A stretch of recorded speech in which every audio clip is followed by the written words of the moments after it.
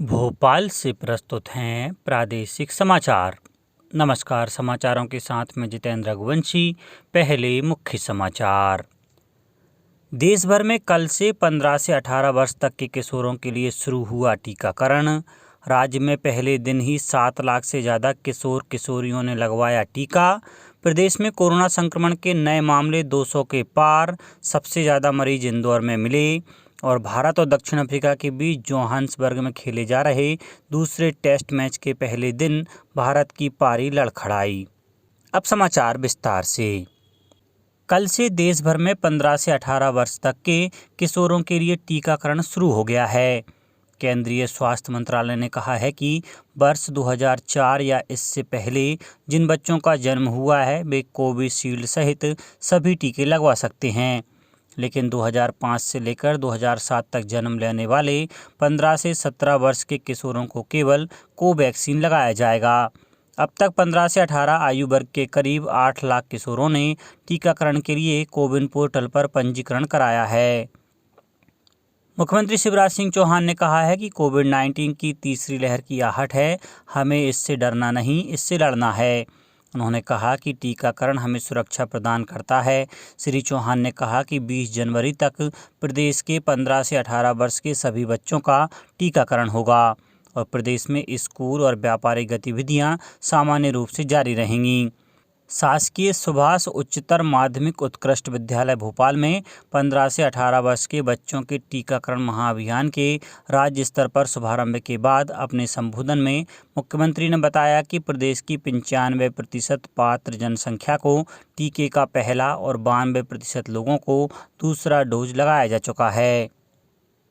प्रदेश में शाम 7 बजे तक 7,49,475 किशोर किशोरियों का टीकाकरण हो गया था।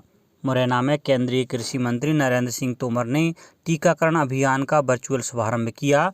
रायसेन में कलेक्टर अरविंद दुबे ने शासकीय उत्कृष्ट विद्यालय पहुंचकर वैक्सीनेशन कार्य का निरीक्षण किया। सीधी में किशोरों ने स्वेच्छा से वैक्सीनेशन केंद्र पर पहुंचकर अपना टीकाकरण कराया। बैतूल में 276 विद्यालयों में कुल 71,418 विद्यार्थियों का टीकाकरण हुआ। गुना में कलेक्टर ने विभिन्न विद्यालयों में पहुंचकर टीकाकरण कार्य का निरीक्षण किया। होशंगाबाद में 67,720 किशोरों का टीकाकरण किया गया। शिवपुरी में टीका लगवाने के लिए बच्चों की लंबी लाइनें देखने को मिली। अशोकनगर में क्षेत्रीय सांसद डॉक्टर के.पी. यादव ने टीकाकरण महाअभियान का शुभारंभ किया। मुख्यमंत्री श्री शिवराज सिंह चौहान ने कहा है कि बजट केवल आय व्यय का ब्यौरा नहीं है, जन आकांक्षाओं की पूर्ति का माध्यम है। समृद्ध और विकसित मध्य प्रदेश का निर्माण बजट के माध्यम से ही होता है। आत्मनिर्भर भारत के लिए आत्मनिर्भर मध्य प्रदेश का निर्माण और जनता की आकांक्षाओं की पूर्ति हमारे बजट का उद्देश्य है। सरकार इस दिशा में लगातार प्रयास कर रही है। विशेषज्ञों से भी हम चर्चा कर रहे हैं, लेकिन मैं यह मानता हूं कि जनता से बड़ा विशेषज्ञ कोई नहीं है। मुख्यमंत्री श्री चौहान ने मध्य प्रदेश के बजट को लेकर संदेश जारी कर कहा है कि मैं सभी प्रदेशवासियों से अपील करता हूं कि वर्ष 2022-23 का हमारा बजट ऐसा हो जो समृद्ध और विकसित मध्य प्रदेश का निर्माण कर सके। इसके संबंध में अगर आपके मन में कोई सुझाव या विचार हो तो वह जरूर जनवरी के अंत तक MP-MyGov पर भेजें।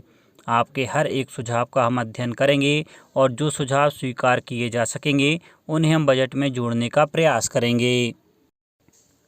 कार्मिक लोक शिकायत और पेंशन राज्य मंत्री डॉक्टर जितेंद्र सिंह ने कोविड के बढ़ते मामलों के मद्देनज़र सरकारी कर्मियों के लिए बायोमेट्रिक उपस्थिति तत्काल प्रभाव से अगले आदेश तक स्थगित करने की घोषणा की है। डॉक्टर सिंह ने एक ट्वीट में कहा कि कर्मियों की सुरक्षा और स्वास्थ्य के हित में यह निर्णय लिया गया है। प्रदेश में बीते 24 घंटों में प्रदेश में 221 नए केस मिले हैं। अकेले इंदौर में ही आधे मरीज मिले हैं। यहां 110 संक्रमित मिले। भोपाल में कोरोना के 54 नए केस मिले। पुराने भोपाल शहर में एक ही परिवार के 11 लोगों की रिपोर्ट पॉजिटिव आई। ग्वालियर में भी दूसरे दिन केस डबल हो गए। यहां 9 नए केस मिले हैं। उज्जैन में रविवार को 8 पॉजिटिव पाए गए। इसके अलावा सागर और जबलपुर में 4 नए केस मिले। रतलाम में 2 नए पॉजिटिव मिले हैं। रीवा में 6 नए संक्रमित मिले हैं। कृषक उत्पादक समूह और स्वयं सहायता समूह के माध्यम से देश के गांव अब आत्मनिर्भर बन रहे हैं। जबलपुर का एक गांव पाटन का कंतोरा है। यहां किसानों के उत्पादक समूह मैकलसुता फार्मर प्रोड्यूसर कंपनी लिमिटेड ने 211 दिनों में 1 करोड़ रुपए का टर्नओवर पार कर लिया है। केंद्रीय ग्रामीण विकास और पंचायत राज मंत्री गिरिराज सिंह के साथ घाना तिलवारा के दौरे पर आए केंद्रीय खाद्य और प्रसंस्करण उद्योग तथा जल शक्ति राज्य मंत्री प्रहलाद पटेल ने यहां उद्यम प्रमाण पत्र और FSSAI का राज्य लाइसेंस प्रदान किया।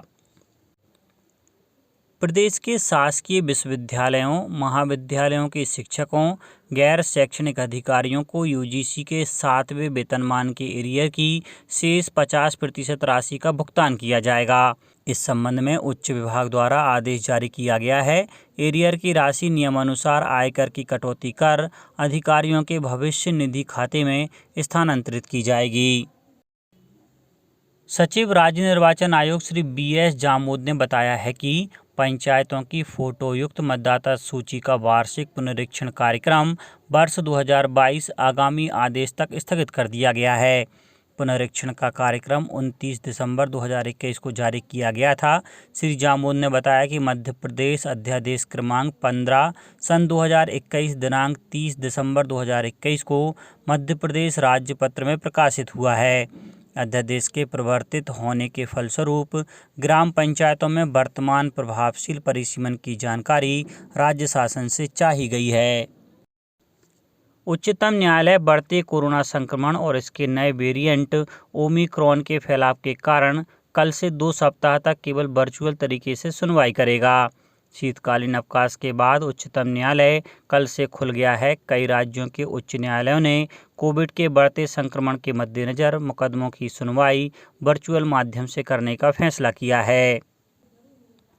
लोक निर्माण कुटीर एवं ग्रामोद्योग मंत्री तथा जबलपुर के प्रभारी मंत्री श्री गोपाल भार्गव ने जिला चिकित्सालय विक्टोरिया पहुंचकर ऑक्सीजन सेपरेशन यूनिट और ICU वार्ड का जायजा लिया। लोक निर्माण मंत्री श्री भार्गव ने कहा कि कोविड के संकट काल में ऑक्सीजन बहुत आवश्यक है। जबलपुर जिला चिकित्सालय में अब 570 लीटर और 500 लीटर प्रति मिनट के हिसाब से ऑक्सीजन तैयार हो रही है। कोविड मरीज और अन्य मरीजों के लिए यह वरदान साबित होगी। जिला चिकित्सालय में कोविड के दृष्टिगत सभी आवश्यक चिकित्सकीय सुविधाएं सुनिश्चित की गई हैं। कोविड की दूसरी लहर को देखकर भविष्य के लिए अब सभी व्यवस्थाएं सुनिश्चित कर ली गई हैं और अब बेहतर स्वास्थ्य सुविधाएं आसानी से मिलेंगी। उन्होंने अस्पताल के भ्रमण के दौरान ICU वार्ड को भी देखा और व्यवस्थाओं पर संतोष जाहिर किया। ऊर्जा मंत्री श्री प्रद्युम्न सिंह तोमर ने बताया है कि गांधी सागर जल विद्युत गृह की 5 इकाइयों का नवीनीकरण एवं आधुनिकीकरण किया जाएगा। इस कार्य में 329 करोड़ रुपए व्यय होंगे। गांधी सागर जल विद्युत गृह में 23 मेगावाट की 5 इकाइयां हैं। गौरतलब है कि बांध के कैचमेंट क्षेत्र में अत्यधिक वर्षा होने के कारण जल विद्युत गृह में पानी भरने से इकाइयों को बंद करना पड़ा था। मुख्यमंत्री श्री शिवराज सिंह चौहान ने कहा है कि खेलों को शिक्षा का अनिवार्य अंग बनाया जाए। प्रदेश में योग आयोग का गठन और स्कूलों में योग शुरू कराएं। स्कूल शिक्षा, उच्च शिक्षा और खेल विभाग समन्वय कर खेलों की बेहतर रणनीति बनाएं। वित्तीय वर्ष 2022-23 के लिए खेल एवं युवा कल्याण विभाग के विजन का अभी से क्रियान्वयन करें। विभिन्न स्पर्धाओं में स्थान बनाने वालों का श्रेणीकरण करें। समस्त शासकीय नौकरी में स्पोर्ट्स कोटा का निर्धारण करने का प्रस्ताव बनाएं। मुख्यमंत्री श्री चौहान कल मंत्रालय में खेल एवं युवा कल्याण विभाग की समीक्षा बैठक को संबोधित कर रहे थे। खेल एवं युवा कल्याण मंत्री श्रीमती यशोधरा राजे सिंधिया, मुख्य सचिव श्री इकबाल सिंह बैंस सहित विभागीय अधिकारी उपस्थित थे। मुख्यमंत्री श्री चौहान ने कहा कि नई शिक्षा नीति में खेलों को बहुत महत्व दिया गया है। इसके लिए प्रदेश में प्राथमिकता से कार्य किया जाना जरूरी है। योग शिक्षकों की भर्ती करें। खेल एवं योग को बढ़ावा देने के लिए हर स्कूल में एक योग एवं खेल शिक्षक होना चाहिए। मुख्यमंत्री श्री चौहान ने कहा कि हर गांव में बच्चों के लिए खेल का मैदान हो। ग्रामीण विकास के साथ मिलकर खेल मैदान विकसित करने की योजना बनाएं। धन की कोई कमी नहीं है। मुख्यमंत्री कप और विधायक कप शुरू कराए जाएं। खेल की अलग अलग गतिविधियां चलती रहें। अधूरी खेल संरचनाओं को ठीक किया जाए। अब कुछ समाचार खेल जगत से। जोहान्सबर्ग में खेले जा रहे दूसरे टेस्ट मैच का पहला दिन साउथ अफ्रीका के नाम रहा। भारत को मैच की शुरुआत से पहले ही झटका लग गया जब विराट कोहली चोटिल होने के कारण नहीं खेल सके। उनकी जगह पहली बार कप्तानी संभालने वाले केएल राहुल ने टॉस जीतकर पहले बल्लेबाजी का फैसला किया। हालांकि भारत को इसका फायदा नहीं मिला और पूरी टीम सिर्फ 202 रन के स्कोर पर सिमट गई। राहुल ने सबसे ज़्यादा 50 रन बनाए। रविंद्रचंद्र अश्विन ने 46 रन की पारी खेली। साउथ अफ्रीका की ओर से मार्को जेनसन ने सबसे ज़्यादा 4 विकेट लिए। डैन ओलिवियर और कगिसो रबाडा ने 3-3 विकेट लिए। जवाब में साउथ अफ्रीका ने पहले दिन स्टंप तक 1 विकेट खोकर 35 रन बना लिए हैं। कप्तान डीन एल्गर 11 और किगन पीटरसन 14 रन पर नाबाद हैं। इन दोनों बल्लेबाजों को एक एक जीवनदान मिल चुका है। टीम इंडिया के तेज गेंदबाज दिन के आखिरी हिस्से में ग्राइन की चोट के कारण मैदान से वापस पवेलियन लौट आए। अब कुछ समाचार संक्षेप में। सरकार ने स्पष्ट किया है कि प्रदेश में कोविड संक्रमण को रोकने के लिए कोई नए प्रतिबंध नहीं लगाए गए हैं। सोशल मीडिया पर प्रसारित खबर भ्रामक है। वर्तमान में प्रदेश में 23 दिसंबर 2021 का आदेश ही लागू है। शिवपुर में बगैर मास्क की ग्राहकी कर रहे 2 दुकानदारों पर कार्रवाई करते हुए उनकी दुकानें सील कर दी गईं। खरगोन दौरे पर आए कृषि मंत्री कमल पटेल ने कल पीएम केयर फंड से बनाए गए पीएसए प्लांट में बन रही ऑक्सीजन की शुद्धता देखी। बड़वानी में प्रधानमंत्री आवास योजना में अनियमितता के मामले में कलेक्टर ने 4 लोगों की संविदा सेवा समाप्त कर दी। शासकीय पॉलिटेक्निक कॉलेज अनूपपुर में 11 एनडीआरएफ वाराणसी की टीम ने आपदा से बचने के उपाय सिखाए। खंडवा जिले में पिछले 24 घंटों के दौरान 4 कोरोना संक्रमित मरीज मिले हैं और सागर में जिला एवं संभाग स्तरीय युवा उत्सव 2021-22 के अंतर्गत कल सामूहिक लोकगीत एवं सामूहिक लोक नृत्य विधा में स्पर्धा का आयोजन किया गया। अंत में मुख्य समाचार एक बार फिर। देश भर में कल से 15 से 18 वर्ष तक के किशोरों के लिए शुरू हुआ टीकाकरण। राज्य में पहले दिन ही 7 लाख से ज़्यादा किशोर किशोरियों ने लगवाया टीका। प्रदेश में कोरोना संक्रमण के नए मामले 200 के पार। सबसे ज़्यादा मरीज इंदौर में मिले।